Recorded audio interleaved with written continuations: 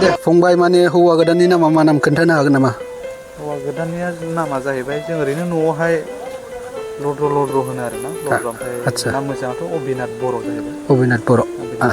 आच्छा दे खुलुमबाय रायजोफोर दिनैहाय आङो नोंथांमोननि सिगाङाव नैबे नोंथांमोना नुहुरखाबायना माने हाबानि भिडिअ जागोन आरोखि दै माने नैबे बर' निलिबारिनिफ्राय लांगोन मोनसे जायगायाव आरोखि दा आङो हौवा गोदाननि फुल एड्रेसखौ आं मिथिथ'वा दा नोंथांमोननि सिगाङाव आङो सोंनानै देखायगोन जेखि जाया नोंथांमोना नायलांबानो जाबाय भिडिअखौ आं देखायलांगासिनो दङ माने हिन्जाव गोदानखौ बबे जायगायाव लांगोन बेखौ आं खोन्थागासिनो दं आरोखि ओमफ्राय हिन्जाव गोदानखौथ' आं खोन्थाखाबाय नोंथांमोननो माने बियो बर' निलिबारिनिफ्राय लानानै थांगोन आरोखि दा आङो सासे गामिनिफ्राय सोंनानै खोन्थानो आरोखि नैबे फंबायनिफ्राय दे फंबाय बुंसाय माने हौवा गोदाना बबेनि आरो बबे जायगायाव लांगोन?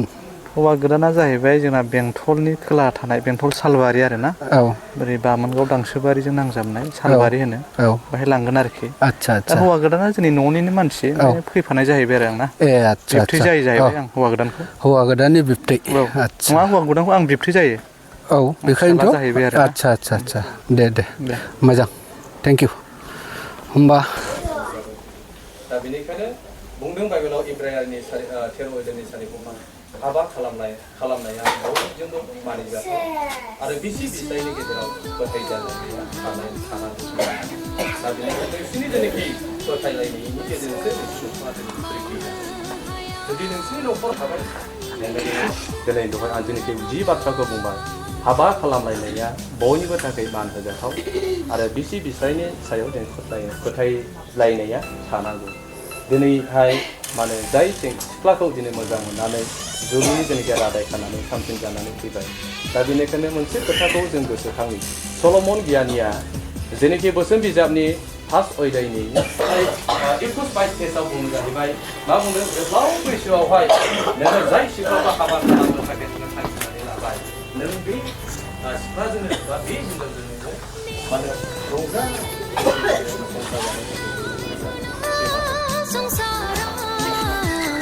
नै हिन्जाव गोदान दोनलांनो गारिया रेडि जोबखा मालाय नै बिसोरबो थाङो लाजियोलै बिसोरो दे ओरैनो हरसाय आयु नोंबो थाङो नोंबो थाङो दा नै हिन्जाव गोदान दोनलांसिगोन आरोखि दै माने दसेनि उनावनो ओंखारसिगोन नोंथांमोना नुनो मोनसिगोन आरोखि।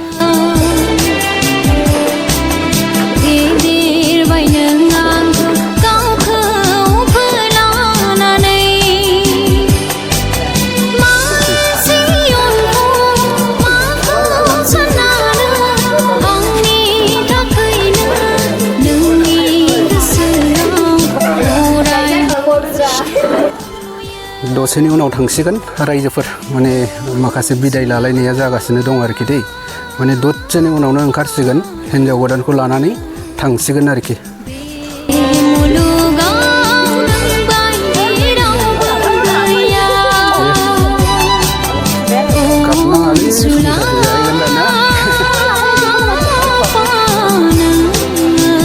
हिन्जाव गोदाना गारियाव गाखोबाय आरोखि दै बे समावहाय लानानै थांसिगोन हिन्जाव गोदानखौ लानानै थांसिगोन आरोखि दै।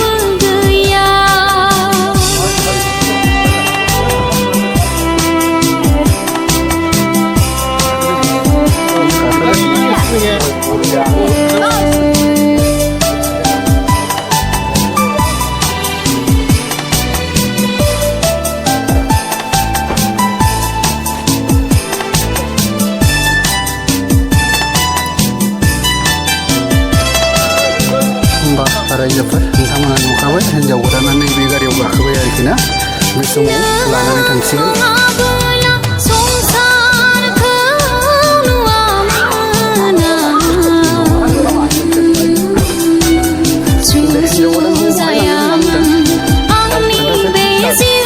दामसोमारि बेप्टिस्ट चार्चआव आरोखि ना दे होमबाथ' दा थांबाय लांबाय दे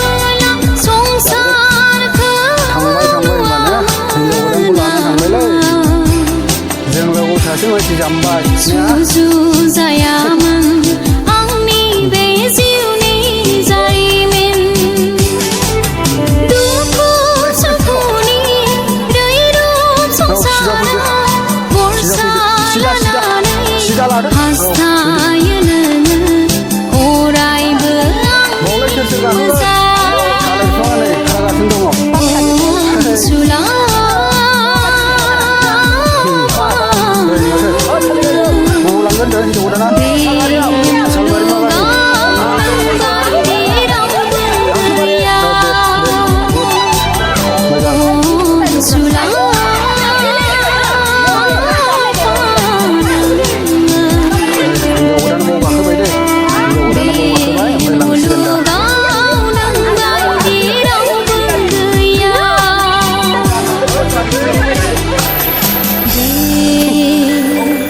नोंथाङाबो देनजार थारब्रा सालायदो गाखोदो दे गाखोदो नों बायदि रावबो गैया